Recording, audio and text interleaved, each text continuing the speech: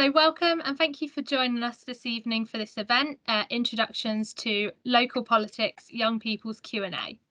This event is organised by Our Bright Future, a programme led by the Wildlife Trust and funded by the National Lottery Community Fund, which consists of 31 projects around the UK. Young people in Our Bright Future have created free asks around changes that they want to see, to learn in and about nature, to have support to get into green jobs, and to have their voices heard and a seat at the table when decisions are being made. And what better way to have your voice heard than by engaging in elections locally as well as nationally. So next slide. So this is a quick overview of what we'll be covering this evening. So we will hear from Gary Hart, the Senior Education and Engagement Officer at UK Parliament, who will give us a general overview of local elections. Then we'll have a Q&A session, followed by a 5-minute break. So if you have any questions, please put them forward and have a think about what you could ask now. When we return from the break, we will hear from Lucy Pegg, a Green Party councillor, Jed Dwight, a Conservative Party councillor, and Cal Corkery, a Labour Party councillor. Following on from that, you have the opportunity to ask any more questions that come up during another Q&A session, and after that the session will come to a close. So now I will pass over to Gary to talk to us about local elections. Sorry, before going to Gary, could I ask to mute, like all the attendees to mute themselves, because I could hear some like background noise. Thank you so much. Hi everyone, good evening. My name's Gary Hart. I work for the Houses of Parliament. My role is a senior engagement and education officer. So my job is to encourage people to participate more with the UK Parliament and to participate more with democracy in general. So this short session this evening from me is just going to look at voting and why it matters and why it's important and how we vote in the UK and what systems we use. So please ask any questions at the end, any questions you might have. And hopefully, we can go through this session together and learn one or two things together. Okay, so first thing is this word democracy. When you see this word democracy, what is it you think of when you see the word democracy? What comes to mind? I'm going to give you just a few moments. You want to come onto the microphone and speak? That's great. Or you can type in the meeting chat. The word democracy. What does it mean to you? So what do you think it means to live in a democracy? What does this word mean to you? The word itself, by the way, comes from two ancient Greek words, demos, which means people, and kratia, which means power. So people have power. But what does it mean to you to live in a democracy? Give us some of your thoughts, please, just for a few seconds before we start. Having a say, I think. Yeah, great. Yeah, having a say. That's more or less it. Yeah. So every few years in the UK, yeah, we have a say. We can elect somebody to speak up on our behalf. So in the UK, we live in a representative democracy, which means we can have a say by electing someone, voting for someone to speak up on our behalf. A few more comments coming in. I think let's just hang on a few moments. Yeah, brilliant, Rory. It means that we, the people, elect our own governments. Excellent. Yeah, that's exactly what democracy means. We elect people to govern for us and on our behalf. Nadia, yeah, brilliant. Making the citizens' voices heard. Excellent. Emma, yeah, collective power. These are all brilliant definitions of what it means to live in a democracy. So these are all the kinds of issues we're going to be discussing during the course of our session this evening. Okay, and to show you how easy voting is, on the screen you should see a picture of just go back for us, please, Ashley. Sorry, just go to the previous one. That's it. Yeah, so it should be see a picture of the one before, please. A cat and a dog. There we go. Okay, to show you how easy voting is, which ones do you prefer? Type your answer in the chat box, please. Cat or dog? Let's see if we are a group of cat lovers or dog lovers here this afternoon.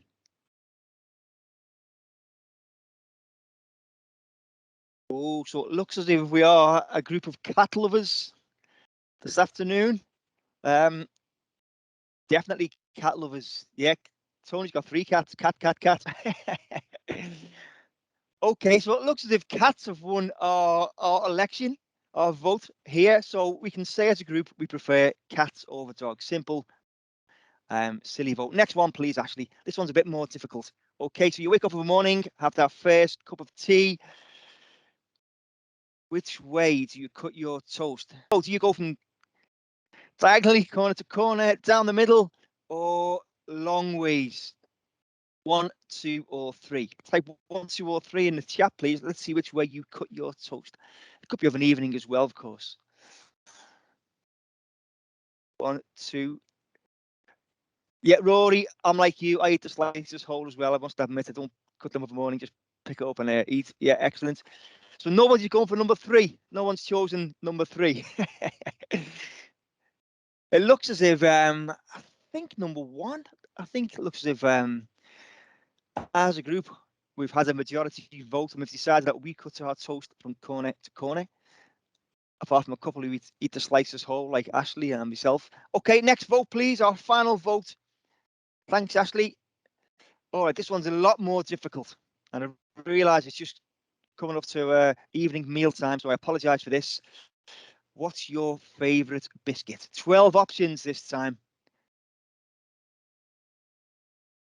Type the number you prefer in the chat box, please. Only one choice, please. Okay, Catherine's gone for custard creams. Yeah. Yeah, Haroon's gone for the Viennese well. Emma's gone for the fig roll. Good old fig roll. Lascian's gone for chocolate digestive. Excellent. This is quite a mixed response here. Yeah, Rory's gone for hobnob. Thomas has gone for Viennese well. Yeah, Tony, yeah, you're correct. I have dodged the whole Jaffa Cake dilemma. Yeah, I'm not getting involved in that. That's a whole new session which will last longer than 1.5 hours. Okay, so we've got lots of choices here. Nadia's gone for shortbread. Okay, so I think it looks as if I think it was number 1.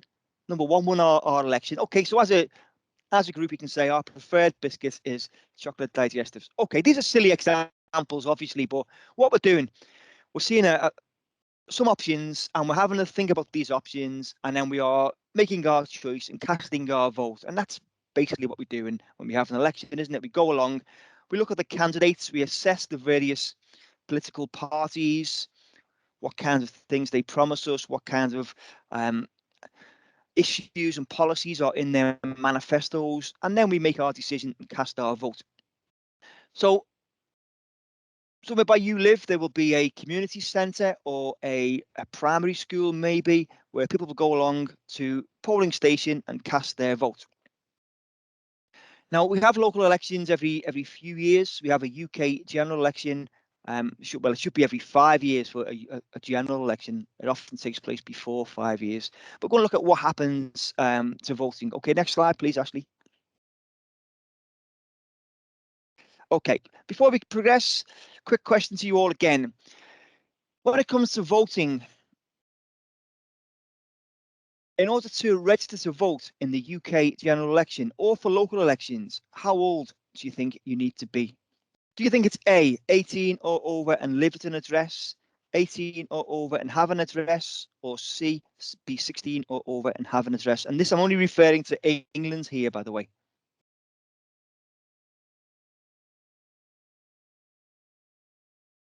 So quite a few people going for option A, be 18 or over and live at an address. Nadia's gone for B, Ashley's gone for A. Okay, the correct answer, press the button please, Ashley, is C. So in England, we vote at 18, but we can register to vote at the age of 16.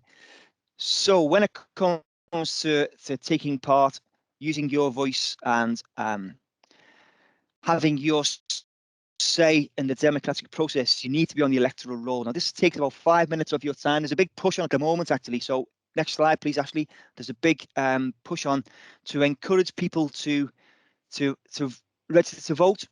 So I was referring to England there, of course, and Northern Ireland's the same. You can register at 16. In Scotland and Wales, it's different. I think Rory's made the point in the chat. You can register at a younger age. And if you intend to vote in the forthcoming local elections in May, you need to register to vote by the 14th of April. So you've got a few more weeks yet. It takes about 5 minutes of your time. You can even scan the QR code now if you have your mobile phone handy, or you can go on the government website gov.uk, register to vote, and it'll take you to the rest of the recommended page. There's a big push on the next slide. Please, Ashley. Apparently, registering to vote takes less time than it does to run a bath, according to the government. That's how quick it takes. Once you've done it once, you're done for life. You never need to do it again. But it's really essential you do this to take part in any forthcoming and future elections. Okay, brilliant. Okay, so why is voting important? Why is it important? Well, your voice does matter. Your voice can make a big impact. As I mentioned at the start, I'm employed by the UK Houses of Parliament, so I'll often refer to things which happen at Parliament. And just going back to the last general election we had in the UK, which was in December 2019, the closest seat we had in a constituency was over in Northern Ireland in the Fermanagh and South Tyrone seat, where the potential MP there, Michelle Gilden, who won by just 57 votes. Now, when you consider that the average size of a constituency across the UK is between 70 and 100,000 people, that's quite a small margin. So your voice, your vote could be crucial, which is why it's important that you do have your say and do get involved in any forthcoming elections. Okay, so just referring to December 2019 then, what percentage do you think of 18 to 24-year-olds voted in the last election? It took place in December 2019, which is what, 2.5 years ago now? Just give us the options, please, Ashley. Do you think it's 47%, 74%, 54%? Type A, B, or C in the chat box, please.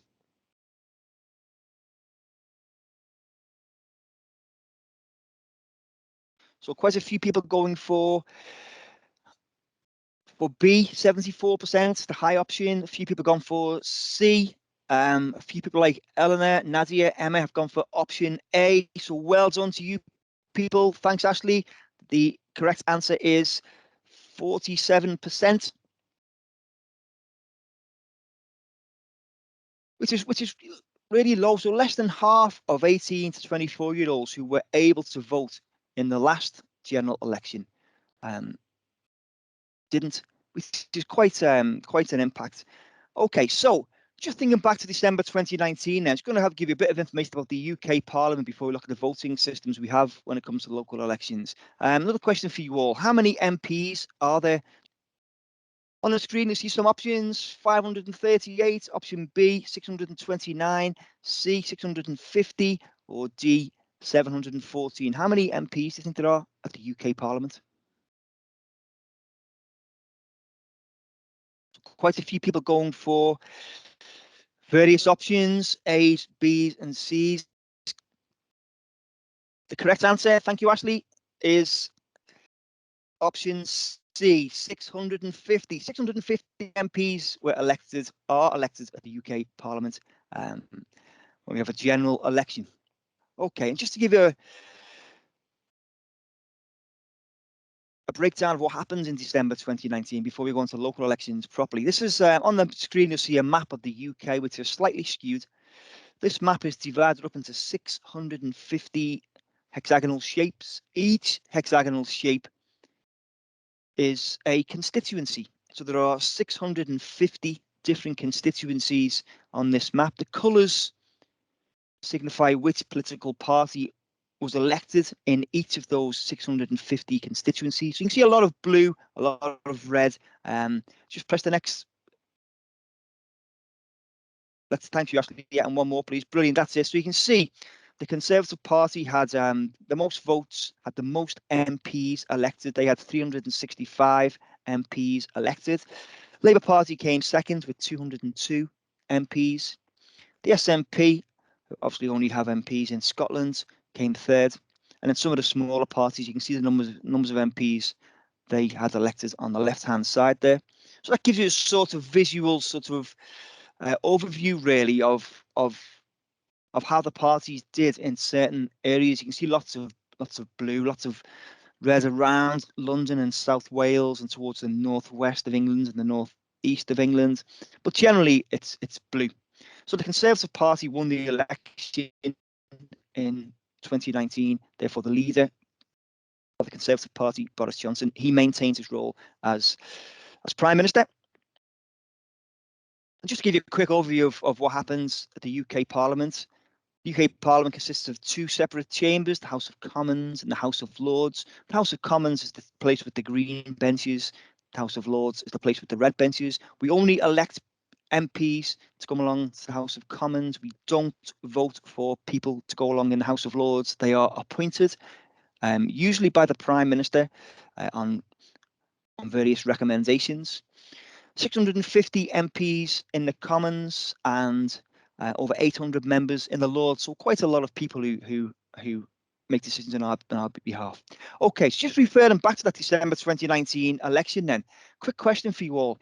Why do you think young people had the lowest voter turnout? Give me some reasons why you think it was such a low turnout for young people. I'm going to give you 20 seconds on this. So you can come onto the microphone or you can type into the chat box. Why do you think young people had the lowest voter turnout? What are the reasons why? Okay, so reason from Thomas. Yeah, they think they are too busy. Okay, Thomas. Yeah, that could be a valid reason when it comes to election day. They might think they've got other things to do. Eleanor, yeah, good point. Maybe young people didn't like any of the options, i.e. the party candidates. That's a common complaint, Eleanor. People think, well, there's nobody who represents me, so why should I vote?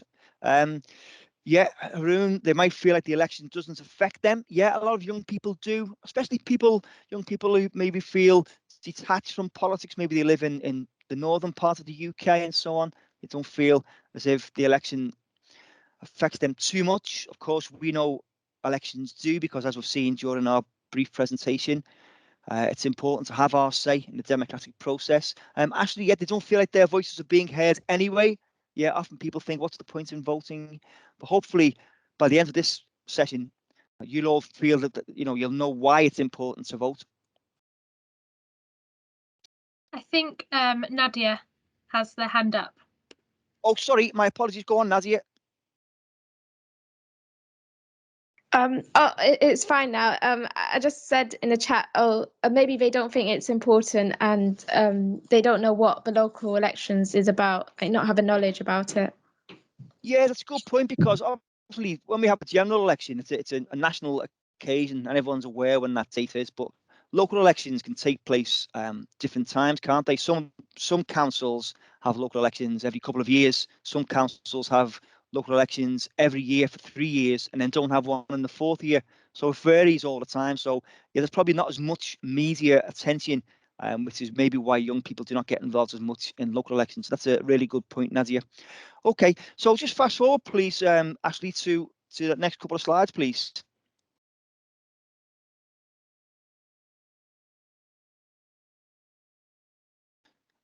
Just some visual images of the House of Commons and the House of Lords there. I just want to quickly go on to the voting system we have when it comes to local elections. So we have, as we do in general elections, the first past the post system, which means simply that the candidate who has the most votes in each constituency or in each council ward wins. So the example on the screen, you can see Party D, the candidate there has the most votes, obviously wins the election. No arguments. The next example, Ashley, in constituency B, this is a bit closer, a bit nearer. Party D has more votes, the most votes, sorry, but the other parties put together have more votes in total than Party Z does. But because of the first past the post system, it's a winner takes all system. It doesn't matter whichever candidate has the most votes, he or she wins the election for that particular area. So just like before, when we were voting with our biscuits and our way of cutting toast, it didn't matter other people's opinions.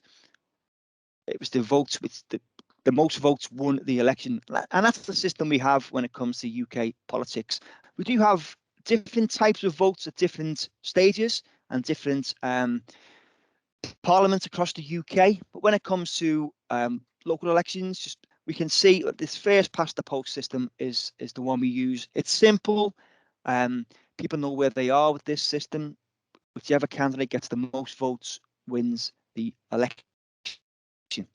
Other systems come into place when we have elections for example, mayors in England and Wales, or the Scottish and Welsh Parliaments, or local elections in Scotland and Northern Ireland. But in England and Wales, when it comes to local elections, the first past the post system is the one we used, just as we use in general elections. Okay, next slide, please, Ashley. Okay, so when it comes to making your decision, it's important you know what the party manifestos have. Every political party has a party manifesto in which they outline their aims, objectives, hopes, dreams if they were to gain power. So it's important that you do some background reading, get some knowledge before you cast your vote. Just like before, when you cast your vote on biscuits, you went by taste, didn't you? So it's important that you go onto manifestos and have a look, see which candidate, which party speaks best for you. Okay, thanks, Ashley. Next slide, please. Okay, so just to finish off then, what kind of things would you like to see in your own party manifesto? If you were including any policies in your own party manifesto, what would you include and why? Bearing in mind why you're here this evening. I'll give you 20 seconds for this.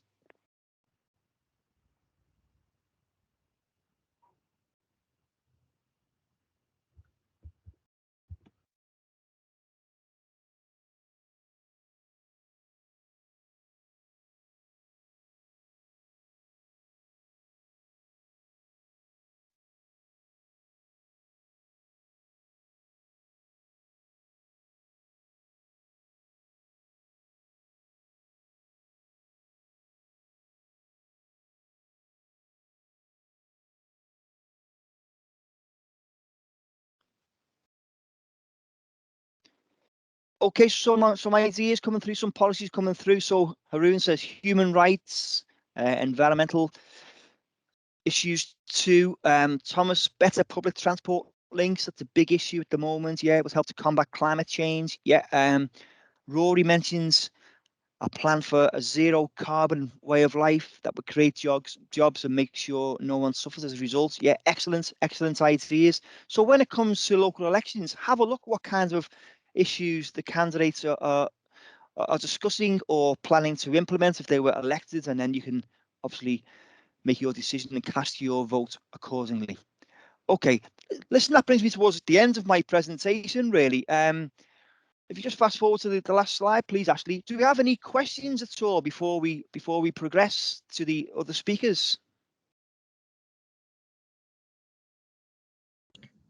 Hello, everyone. If you do have any questions, just put them in the chat or raise your hand and I can unmute you.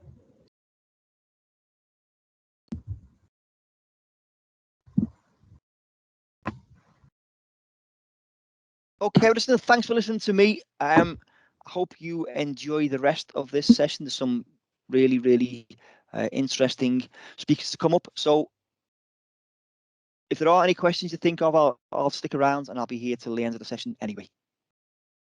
Great. Thank you for joining, Gary. Perfect. Thank you, Gary. So now we are going on to a 5-minute break. So I've got it as 33 minutes past. So yeah, 5 minutes from now, and then we'll come back and we'll hear from the other speakers.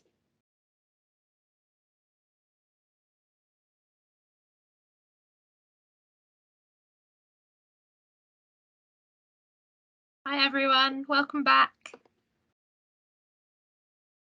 I'll give everyone a minute to come back from the break,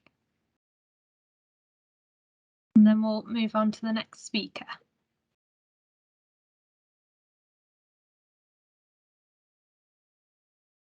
Okay, yeah, so we're passing over to Lucy now to tell us a bit more about local elections. Hi, it's lovely to see lots of people here today.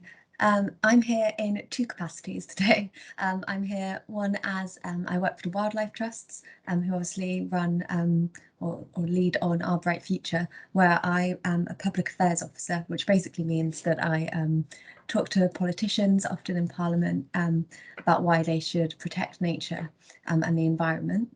But I'm also, outside of work, I'm a city councillor in Oxford for the Green Party. So later I will talk a bit more about that, along with the other two councillors we have here with us this evening. But first of all, I just want to talk a little bit about engaging with local authorities and how you can go about doing that, because I think it perhaps sometimes seems a bit more difficult than talking to your MP, because councils do lots of different things, lots of which might sound quite boring or quite complicated. And so I think it's good to talk about how you can get in touch and yes, try and get your local councillors to change things in your area. So through Our Bright Future, you'll see here examples of various things that people in Our Bright Future have done, which you could also use to engage local communities. So people have often organised events like tree planting or litter picking there. You could do something like that and invite local councillors. I think someone involved with Our Bright Future spoke on a panel at COP26 with Andy Burnham about net zero and environment in the north. We've had people organise protests and demos to get politicians' attention, and people from the Lancashire Wildlife Trust and their youth forum also attended party conferences. So there's a picture of them at a Conservative Party conference. And again, that's a good opportunity to talk to politicians from all levels of government, whether that's MPs, but also down to local government and councillors. Could I have the next slide? Great. So I thought I would, before I talk about being councillor myself, really quickly go through what you might want to think about before you try and talk to your councillors and influence them and trying to get them to make positive change for nature and climate. So first of all, before you talk to them, you probably just want to think about what it is you want them to do. What's the aim? What do you want to get out of your interaction with them? Often people would call this an ask, like what is your ask of them? So in your if this is for a council in a local area, there's some things you might want to consider. So perhaps the council's made commitments on climate or nature, such as declaring a climate emergency or an ecological emergency. So you might want to think about, are they meeting those targets that they've set? Are they living up to the ambition that they said they were going to when they passed those motions? You might also want to think about how, do you want young people to be more involved in decision making in your council? Do you feel like young people have a voice there, or do you feel like it's dominated by older people? So you might want to ask candidates about that and talk to them about how you think they could get young people more involved. Or there might be some really big local issues that are really specific to where you are, but which people really care about and you really care about. And often these might be things related to nature. There might be a park or something which is under threat, or maybe there's a big new housing development that's going to be somewhere where there's lots of really precious wildlife, and you want to you and other local people want to make sure that's protected. So any of those could be things that you want to talk to your candidates about and really get that message across. So you probably only want to choose one or two things when you talk to them. Can I have the next slide? Thanks. So the other thing, oh, the one before, please. Sorry. So obviously, once you've thought that, you have your message, you know what you want to ask these people for, but who should you actually talk to? So there are so many people running for election, even if you're just thinking about councils, even just these local elections coming up in May, where not every council is having elections, there are still going to be loads and loads of candidates near you probably. And so you're probably not going to be able to speak to all of them. So you might want to think about which ones are the most useful to speak to. So you might want to speak to councillors who've already expressed an interest in nature and climate or in other issues that young people care about, because they might be more open to listening to you, and they might be more likely to take on any suggestions that you make and support you. You might want to think about if there's a ward, which is the area that a councillor represents, sort of like a constituency for MPs, but smaller. You might want to think about if there's a ward where there's lots of nature and climate issues. In particular, maybe it's got a big nature reserve or something near it, or maybe it's where there's a real lack of green space. If there's a particular area in the place that you are where there's some big nature and climate issues, you might want to talk to people there rather than talking to people in other places where perhaps there's not as much that you want to campaign about. And then the final suggestion there is perhaps you want to go the other direction, and perhaps you want to challenge people whose views on climate and nature aren't good enough, you think. So perhaps there are some people who, perhaps they aren't very good on climate or skeptical about climate change or taking action for climate, and so you could go and challenge them and ask them to be better. So how do you go about talking to them? I'm going to run through this really quickly. These easier ones are quite obvious, I think. So sending them a letter or an email. Most candidates and councillors, if they're already elected, would be on social media, so you could reach out to them there. You could go to events that they might be at in the run-up to the elections, like hustings, and you could ask them questions about nature or climate. You could even write into your local newspaper and write an article saying why you think candidates should care about nature and climate in your area. Can I have the next one? Thanks. And here, these are some sort of large actions. If you really wanted to commit to this and really go further and put on some big events, so you could hold an event and invite candidates for the local elections to it. So that could be something like a visit to a local nature site, and you could go around it and tell them about why this is so such important nature and really needs to be protected by councillors like them.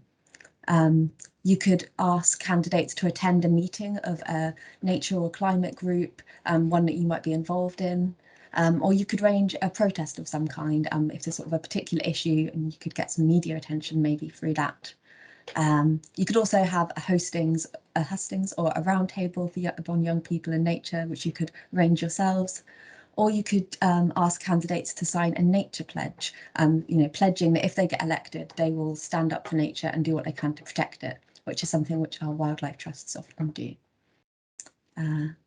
So yeah, I think that was everything I had to say about how you can get involved and try and engage with your councillors. I will then very, very briefly talk about how I got into politics and got elected as a councillor.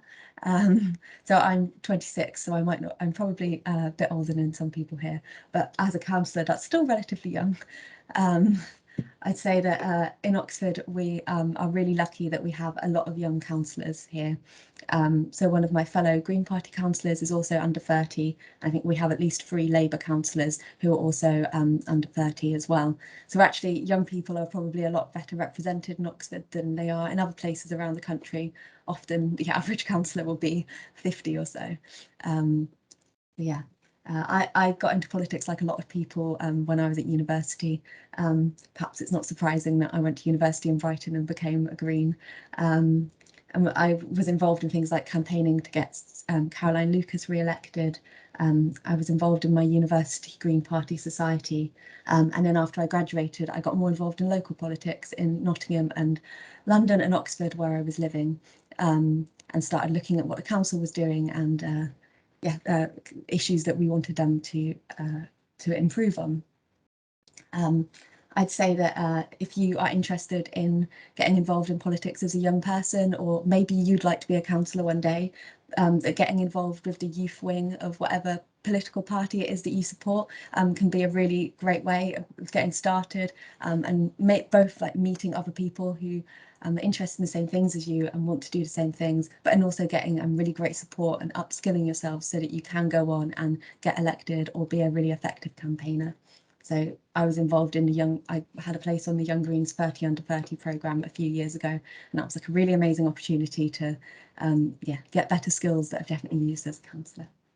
I would say on climate and nature as a councillor, I have, as a Green, obviously it's one of the things that people talk to me about all the time. I think people see you're a Green Party councillor, and then when they've got a problem about some trees or a nature reserve, they think that you're the one they'll go and talk to, which is really great, and it's a real privilege to kind of be on the receiving end of people really being passionate about nature in their local area. I've been able to help with lots of really exciting projects, helping an urban nature group to keep hold of the lease on a wildlife site that they managed, working to get more trees planted with local community groups, getting quite annoyed about the council still using pesticides, which are really damaging, and trying to harass them until they stop using those. And I've been involved in backing the campaign for there to be a bathing water designation in Oxford, which would mean that there'd be cleaner water in the bit of the Thames that we have here, where a lot of people do wild swimming. And we've also done, as a the Green Party, more broadly in Oxford, broader things about campaigning for low traffic neighbourhoods, which means you reduce the number of cars and you have more cycling and walking. And also in trying to tell the council that they should invest more in solar farms rather than other things, sort of like commercial property. They should be investing in positive things for the future. I will leave it there and let one of the other councillors go next. But yeah, there's a chance for questions afterwards, I think. Thanks, Lucy. That was really useful information. So now we're passing over to Jed Dwight, please. Perfect, lovely, thank you. And first of all, a very quick thank you for inviting me along. Thank you to Lucy and the team. Really great to be here. So I work for the National Trust, but very much here in my councillor role this evening. So I'm a Conservative councillor here in the London Borough of Sutton, elected here in 2018. But actually, I've been a councillor since I was 18 in one way or another. So I come from the Isle of Wight, and I was elected as a councillor over there when I was 18.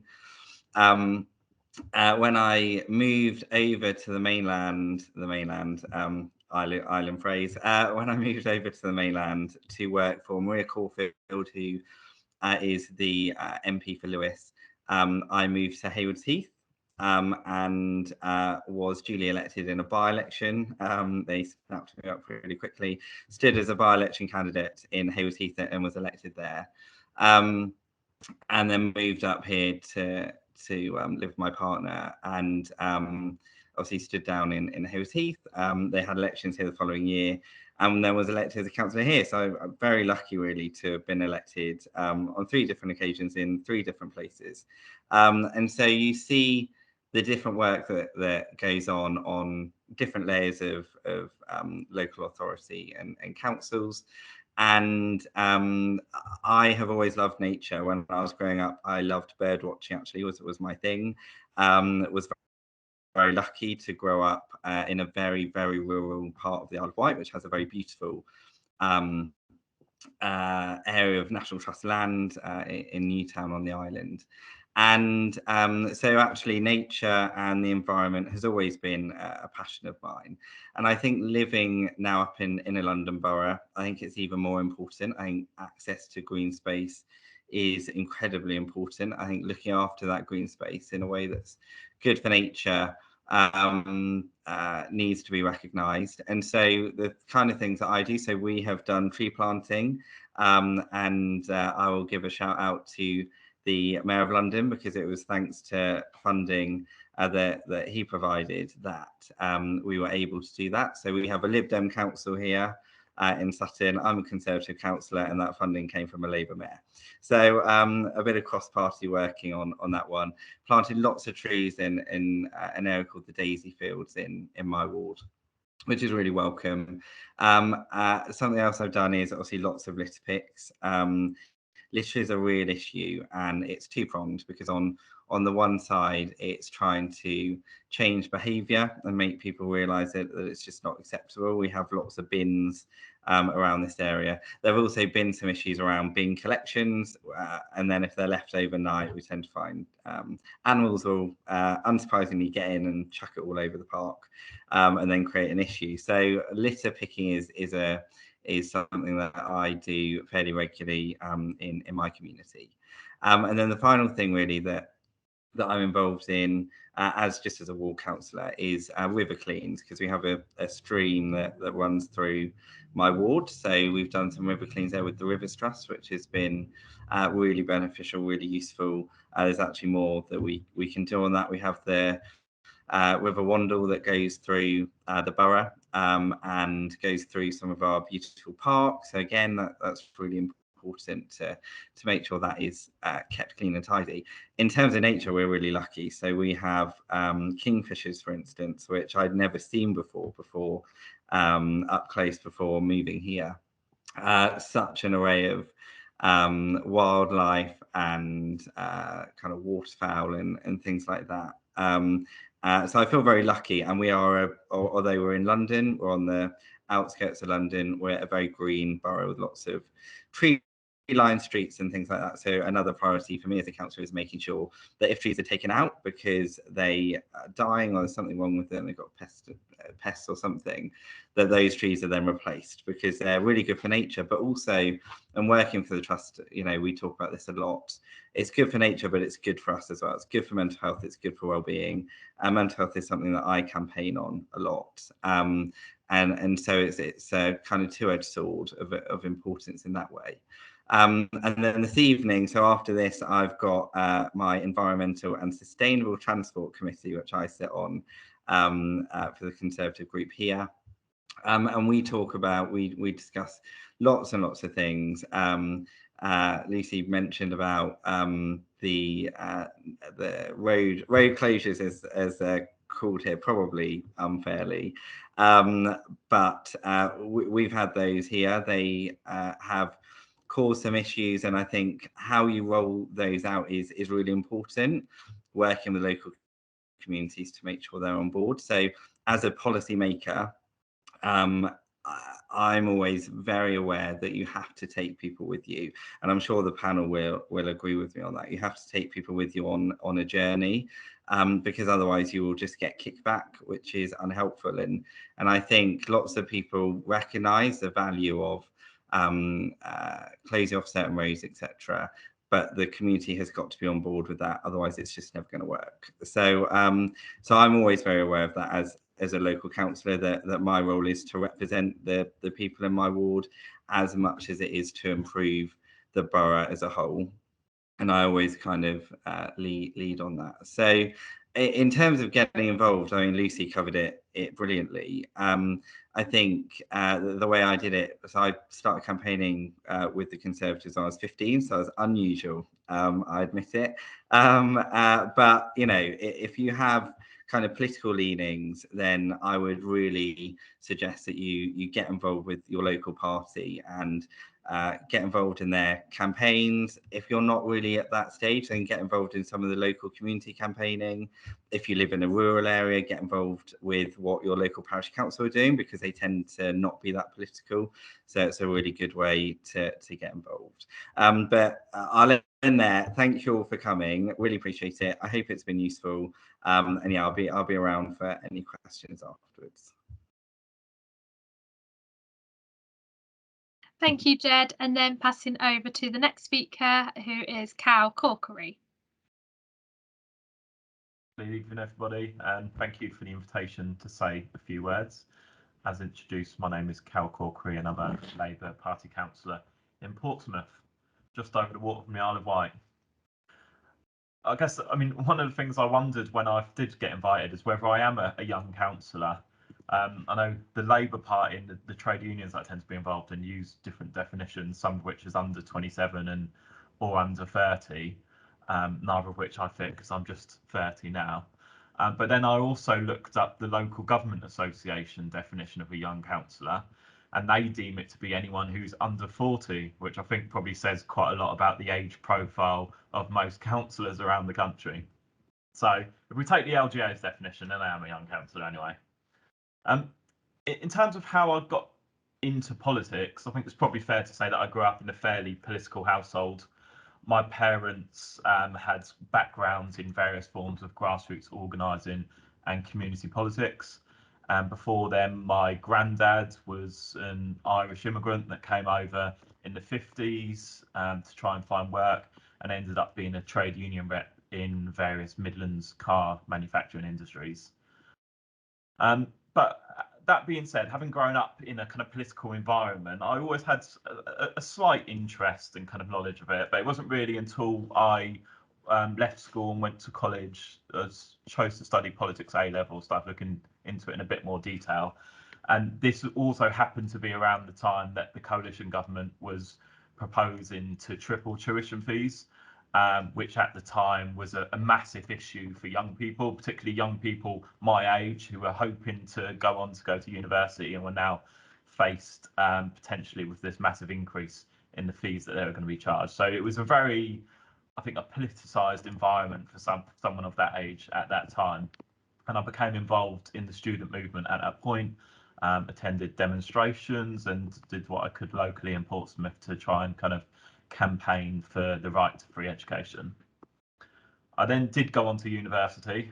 I was lucky actually, because the way it worked out is I got in the last year, well, it was still only £3,000 a year, so didn't quite have to pay the £9,000. And then at university, I became kind of more and more involved in student and community politics. Probably, if I'm honest, spending more time involved in activism than actually studying, and I'm sure my lecturers would probably attest to that. But I always saw my involvement in political organising as a form of informal education that was just as important to me as the degree that I was studying for. When I left university, I saw myself as having the choice of either moving to one of the big cities like London or Birmingham, or somewhere where a lot of the politics related graduate jobs seem to be, or kind of by moving home back to Portsmouth, which I'd always considered to be my hometown and the place that I had the kind of closest relationship to, and getting involved in more of the community politics side of it. So I ended up moving back to Portsmouth, and I found myself working in a job in a local youth homelessness hostel, which definitely wasn't the best paid job in the world. I think I was pretty much on minimum wage, but it was a job that I really enjoyed and found really rewarding, and something that really, I guess, opened my eyes to the impacts that some government policies were having on people and the way in which they led their lives. So yeah, working in those services kind of really opened my eyes and led me to develop a keen interest, particularly in housing policy and the different steps and actions that governments and councils could take or should be taken to try and address the housing crisis. That led me to start looking at what my local councillors were doing, what policies were they supporting, what policies were they advocating for, how could I lobby them to try and change their minds or do more to ensure that the council in Portsmouth at least was doing everything it could within the constraints it had to try and address the housing crisis. It also happened to be about the same time that there was a significant change in the direction of the Labour Party nationally, with the election of Jeremy Corbyn as leader at the time, and I became inspired to join the party and to start to get involved locally. Labour was not in a great place at the time in Portsmouth. We'd gone from, in the kind of late 90s, early 2000s, having one of the city MPs and running the council with about 20 councillors. We then, by the 2015, 2016, lost the MP and were down to only 2 councillors out of 42.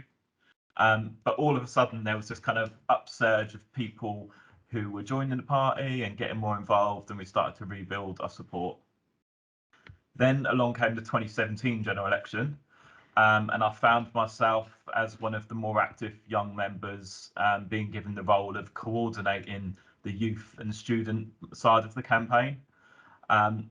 So we started the campaign in Portsmouth quite optimistic with everything that was going on, but realistically didn't expect to get anywhere with the 2 seats. Portsmouth South has traditionally been a Lib Dem Conservative marginal, and in Portsmouth North, Penny Mordaunt, the Tory MP there, was relatively safe, it seems. However, as the campaign progressed, things were starting to change quite a lot nationally. There was a big momentum building up behind the campaign, and on the ground, we felt the impact of that, particularly in the Portsmouth South constituency, where there is a lot of young people and a lot of students living, and there seems to be a real kind of groundswell and support. The end result of that campaign in 2017 in Portsmouth South was that Labour won the Portsmouth South seat for the first time ever, in the first time in the 100-year history of the constituency, taking it from Conservatives, which was to have been kind of inside that campaign as one of the organisers was a kind of fascinating experience to be involved in. So then the years kind of passed by and I got more and more involved locally and ended up standing myself in 2019 and got elected for the ward I live in, which is Charles Dickens Ward, which is so called because it contains the birthplace of Charles Dickens and is an inner city ward, predominantly consisting of council housing. So there's a lot of deprivation, a lot of homelessness, a lot of social issues to be dealt with, and a lot of people that are needing support. So as I say, I got elected then in 2019 at the age of 27. Interestingly, I wasn't the youngest councillor on the council. There was one other person who was 1 or 2 years younger than me, but we were certainly in the minority as being people that were under 30 or even under 40 or 50 probably. I think one of the difficulties that I experienced, at least initially, and whether this was my perception or reality, I'm not too sure, but a lot of the older councillors, by definition, had significant life and professional experience. Lots of people had been directors of companies or senior managers or had this whole kind of wealth of knowledge and experience behind them. Whereas myself, a 27-year-old who's only kind of had limited work experience and definitely nothing at a kind of managerial or senior level, I guess there was this feeling of whether I was really qualified, whether I had the right to be there. But I also tried to kind of embrace that identity and actually say, well, actually, this is representative of a lot of the people in my ward and across the city and more generally. So I tried to kind of lead on that as well. I guess one of the other difficulties that I found, I guess I'm not posing to massively raise a picture of it, I thought it might be useful just to reflect on what some of the challenges are. For me, it was about managing the balance, the kind of work-life balance or the activism life balance. I think it can become very easy if you're involved in any form of activism or kind of political representation or whatever kind of political group you're involved in. My experiences can become very easy for it very quickly to take over your whole life, all the hours that are available to you. And yeah, I think one of the key messages or the key recommendations I would give really is to try and manage that balance and always try to ensure that you're making time for your hobbies or your friends or your family, and that there is always a life outside of activism, outside of politics, however important things do feel at that time. I'm not sure if I've ever really properly listened to that advice myself, but hopefully I will as I start to mature and get a little bit older. Just a few quick things in terms of local involvement as a councillor, particularly on climate and nature issues, because I know that's something that lots of people are interested in today. So the council, Portsmouth City Council, along with a lot of other councils, had declared a climate emergency just before I was elected, actually. So the words were there. There was this commitment to recognise that there was a climate emergency, but it seemed to me and a lot of other local activists and kind of campaigning groups that actions weren't necessarily matching up to words. So a lot of what we've been doing is trying to really kind of challenge the council and hold them to account and said, look, you've said there's a climate emergency. How are the policies that you're proposing and putting in place actually matching up to that reality, and what are you doing to ensure that Portsmouth moves towards a situation where we're becoming carbon neutral and doing everything we can to try and tackle the climate crisis. I know I've gone on for 10 minutes already, so I'll just very briefly just summarise the final thing I was going to talk about, which was a local issue that we've been involved with and actually works quite closely with the Hampshire and Isle of Wight Wildlife Trust. So there's been a big campaign around a potential housing development in Portsmouth. And the council was saying that they've got to build more houses because there's these government housing targets, and if they don't meet them, then the government will come in and will take over control over parts of the council. So what they were proposing was land reclamation around this area in the north of Portsmouth, which would have meant building on protected mudflats and kind of intertidal habitats that have got some of the highest environmental protections, including being designated as a site of special scientific interest. So there's been this big kind of upswell of support for not doing that and actually challenging the council. And like I say, that's something we've worked very closely with the local Wildlife Trust and the RSPB on, as well as local residents, to try and changed the council's minds, and I think it's starting to look like we've succeeded in doing that. So that's a kind of really big victory. But it also means that we can try and get the council to look at an alternative form of development. So what they were looking to do was going to be primarily luxury housing that would no doubt become a little commuter belt and wouldn't necessarily be meeting the local housing needs. So we can try and hopefully get something instead, which is much more environmentally friendly, doesn't damage the protected environments, but is also more in tune with what local people actually need. So I think that's all I was going to say. Thank you for listening, and yeah, I'm very happy to kind of join in with any questions if there are any. Hello everyone. If anyone has any questions for the 3 young councillors, please feel free to unmute and ask. Or if you're not comfortable with that, feel free to drop them in the chat and I'll read them out for you.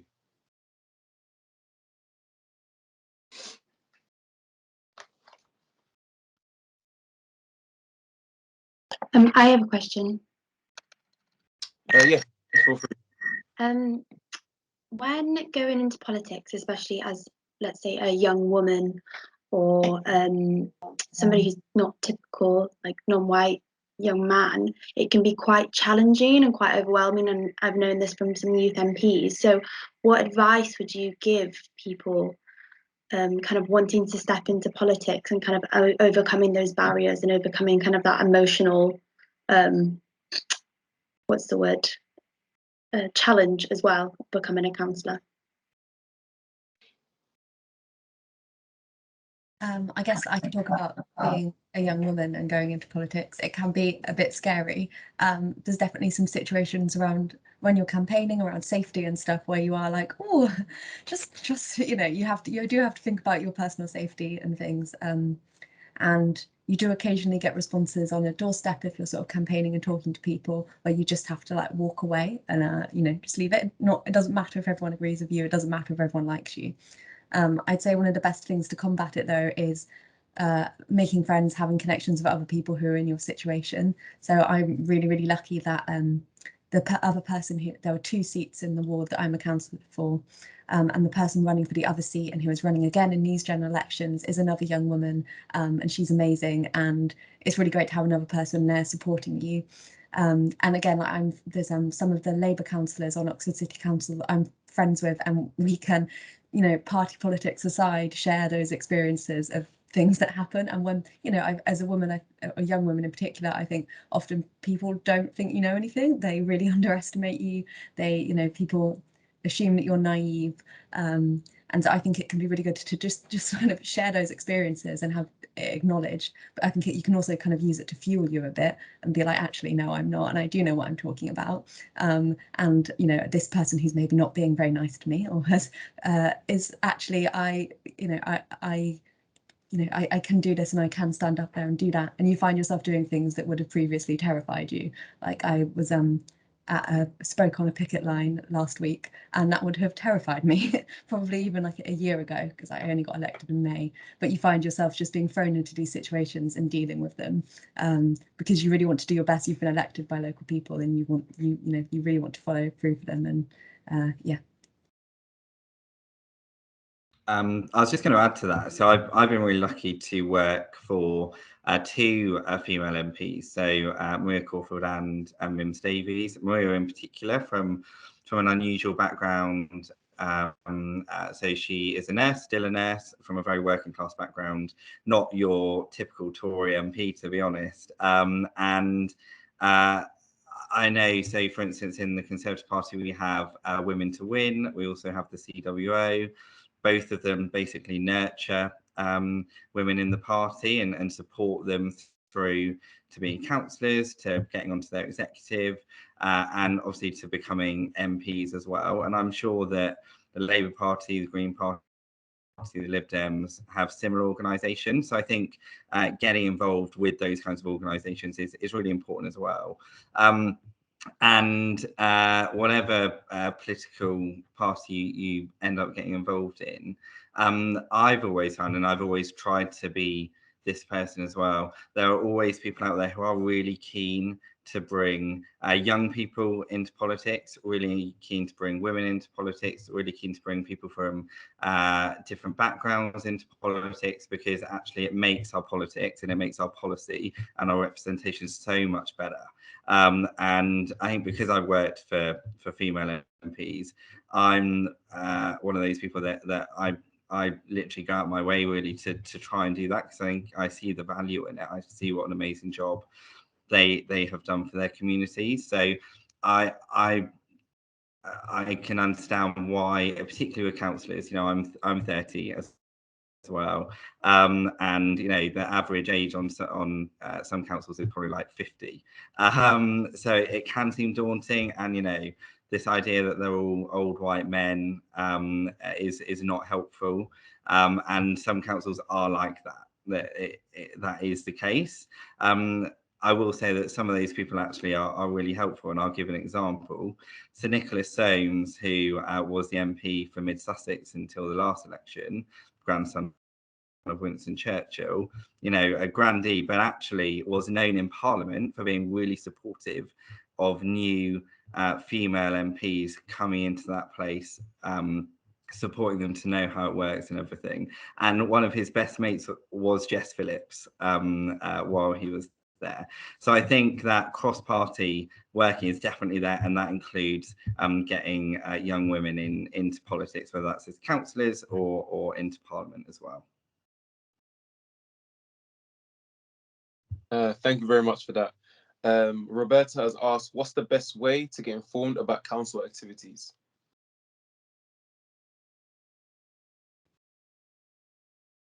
I can kick off on that one if you like. I think it's a good question, because it's not easy a lot of the time. The way in which I think councils write their reports and then communicate that often, it isn't accessible for a lot of people. So I think there's a massive amount of work there to be done. I think that's something that we certainly try to do as kind of political representatives. Whether we always do that in the best way, I think it's probably up for debate. But I think also social media has helped to kind of democratize this to some extent, because it allows us to kind of easily put out information and try and break things down a little bit. I know that locally, one of the big positives we've had in terms of being able to kind of increase popular awareness of what the council's doing is that we've got placed within our local paper. We've still got a local paper. I know a lot of them shut down, but we've got someone who is employed as a local democracy reporter. And this is part of a national scheme, I think funded by the licence fee via the BBC. And their role is literally to go along to council meetings and then kind of write up something that people will generally understand. So I think that's certainly made a big improvement. But yeah, I definitely think that all of us that are involved in councils and all levels of government have a big job ahead of us in order to try and break down information and ensure that it's presented and communicated in a way that people can actually understand it and want to engage with. No, thank you very much for that. Someone else has asked, how do you keep going when things don't go your way?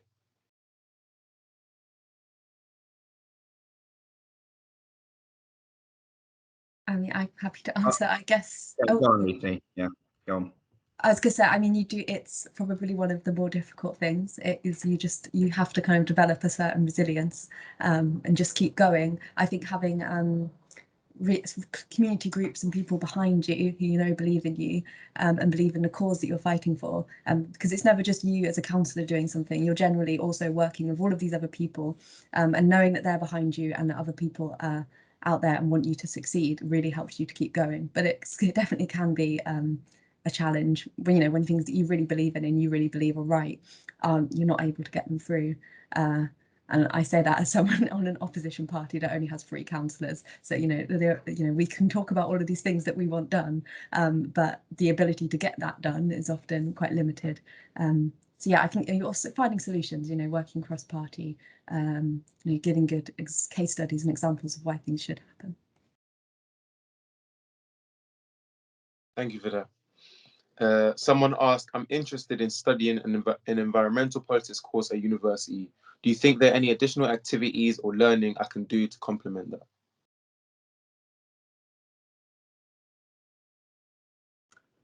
I'll jump in. So, I mean, when I was at university, I know one of the big benefits I found was all the kind of extracurricular stuff that's going on. So all the different societies and all the different clubs that were set up, and almost like whatever your interest is, there'll be something there for you. I know that a lot of universities, the kind of main political groups, and there'll be different kind of activist organisations that may have societies. So definitely recommend checking those out. And as I said earlier, I felt that kind of informal education really was as important to me and kind of taught me probably as much as the books and the lectures did. Perfect, thank you. And finally, someone asked, what would you say are the key qualities young people can bring to local councils? I'll take that one. I think it's a change of perspective. So lots of the people who go in particular into local government, I think they tend to be retired. They tend to have a lot of world experience. They have a lot of experience in the workplace. But they also tend to have a particular view of how things should be done. And I think it's really important that young people are represented in local government. And part of that is because local councils provide services that really affect young people. Lots of councils provide education services. Lots of councils obviously responsible generally for our local parks, our local play centres, activities around youth services. And I think if we haven't got young people in those places, so I'll give you an example. Very recently, in my committee, we were talking about the future of tennis courts in the borough. And there was a proposal put forward that we should start charging people to use our tennis courts because they wanted to upgrade them. And actually they were looking at ways to fund that. And the issue that I brought up is that there's young people that I've worked for. I've done mentoring locally in the community here. And there are young people that I know who really rely on getting out and using activity. Playing tennis is such a good thing to do. But actually, if that free tennis court isn't there, they're probably not going to do it. And their family probably aren't going to think to take them there. And so it would be a huge loss. And some of the older councillors kind of said, oh, well, we should make these places, for the kind of people who have tennis shoes. And I remember saying, well, who has tennis shoes? I didn't even know that was a thing.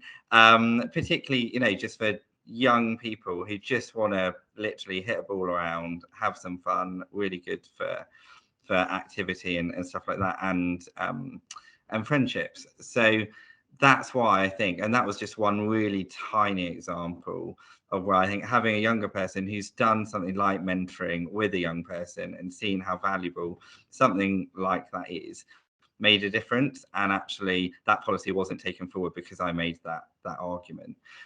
So that's why we need young people on council, so that you can represent the young people across your ward, but across the borough as well, and talk about the things that otherwise probably aren't going to get spoken about. Perfect, thank you. I think that's all the questions. And Aaron, there was one for Gary that we lost before. Can you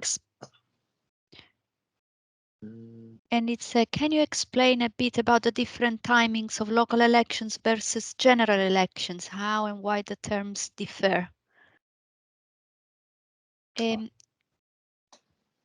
Yeah, someone wrote it while we were on the break. Gary, okay, sorry, yes, I'm still here. Yeah, I'm still here. Thank you so much.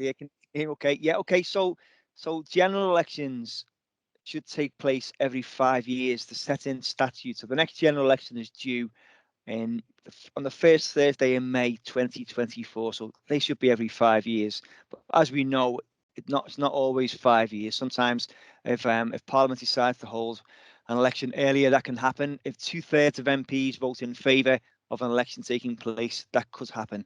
But it should be every 5 years. The government are in the process of changing that, by the way, and going back to the way we used to have it, whereby an election would be called when the government thought it was a good time to call an election, which is usually every 3.5 to 4 years. For local elections, it depends on the local council, really. Some councils, some local governments will elect councillors every 4 years. Some local governments will elect half the councillors every 2 years, so they'll have elections every 2 years. Some local governments will elect 1/3 of local councillors every year for 3 years and then hold no elections in the 4th year. So it varies across the board when it comes to local elections. So I hope that answers your question. Perfect.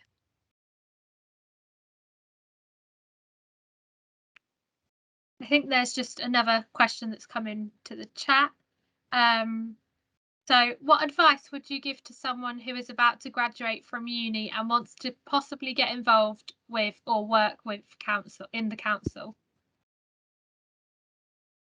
I can jump in on this one, I guess, based on my own experience. Mine was very much led by an issue. So kind of working in homeless services led me to an interest in housing and the housing crisis.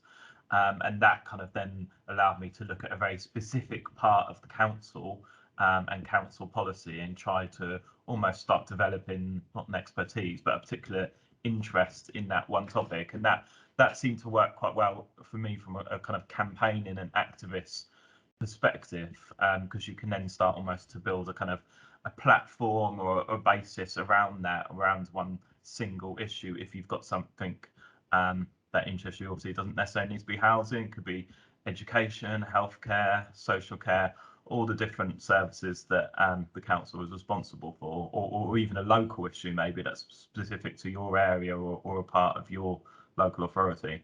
But yeah, I would definitely maybe look at going specific and find something that interests you and that you're passionate about, and then try to find out what the council is doing about that.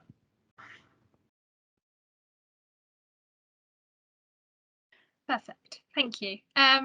Okay, so there's not any more questions, so that'll bring us to the close of the session. So just thank you very much for joining us, and thank you very much to our speakers, Gary, Lucy, Jed and Cal, and to Aaron and Sharice for leading the Q&A session.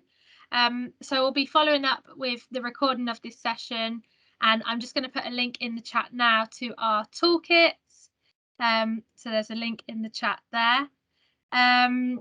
Would also to mention that we have another event next month on careers in the green sector, and we'll be joined by some young speakers talking about their experience of getting into the sector and job experts offering advice too. So head to our opportunities page of the website to find out more about that. And please do follow us on socials. We're at Our Bright Future on Twitter, Facebook, Instagram and LinkedIn. And also please sign up to our newsletter, which we'll put a link into the chat to also. But yes, thank you very much for joining us. Thanks everyone. Bye. Thanks everyone. See you later. Bye. Bye.